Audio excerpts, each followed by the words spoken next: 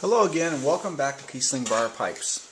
I was contacted through my website by a customer, and the gentleman asked me to make him a Cavalier design style pipe.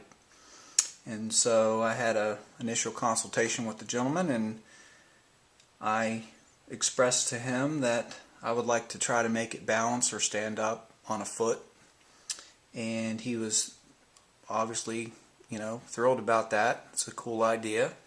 Makes for a nice display. And so he indicated that he wanted to use a bit of deer horn or something like that on the pipe, which I like to do.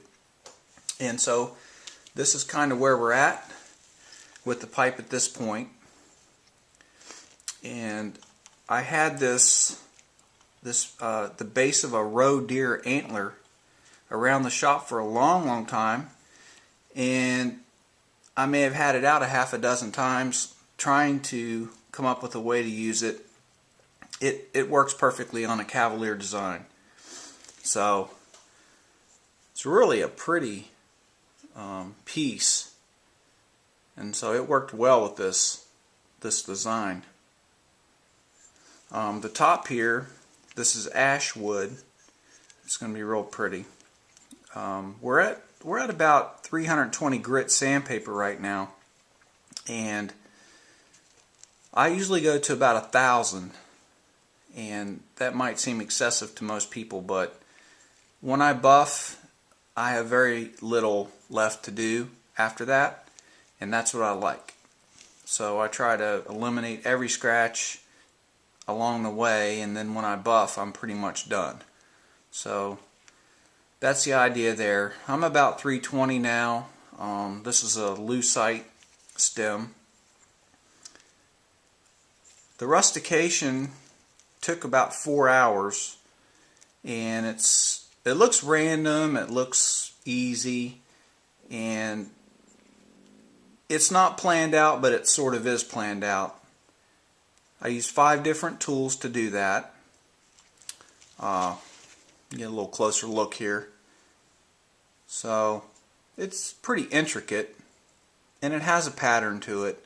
But once you get your basic markings in the wood, then you can refine that as you go and take a little bit more here, cut a little bit more there. That's kind of the idea behind that. So you start somewhere and you just go with it, and I kind of like to do it because it lets me I'm free with it, I just go for it, and that's what I like to do, the free form, freehand type of work. It's very relaxing for me. So the pipe sets up on its foot, and makes a nice display. Then you can hold it by this, and it's really balanced nice. So that makes a nice comfortable handhold for it. And it's going to polish out real nice on the bottom. A lot of sanding there, but that's going to be like high gloss, real nice.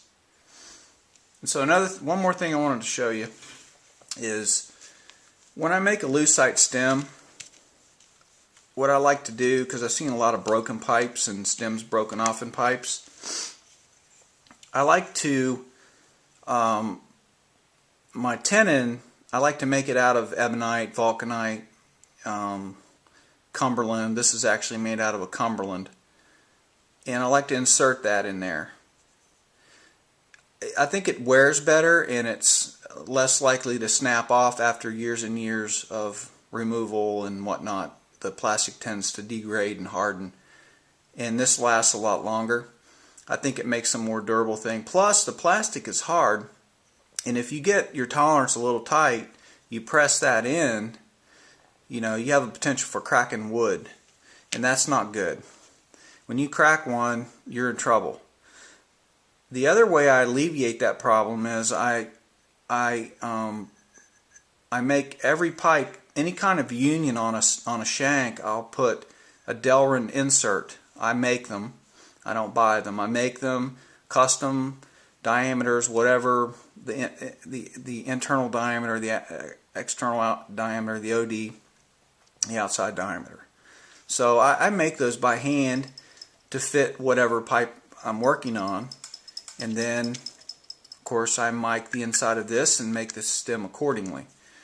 And so that also is a very durable plastic. It's a clean plastic, hard, and so it wears for a long time. I don't want stems falling out of my pipes, and that's why I do that. But that's where I'm at right now, and so I should try to ship this out next week. It'll be lacquered here. We use a lacquer flake, and we actually melt the lacquer in a denatured alcohol to a certain strength, and then that way you add several coats, it makes a nice shiny gloss on the rustication. Well, that's it. I hope you enjoyed this segment of the video presentation. Stop back and see me at Kiesling Briar Pipes. Take care. Bye.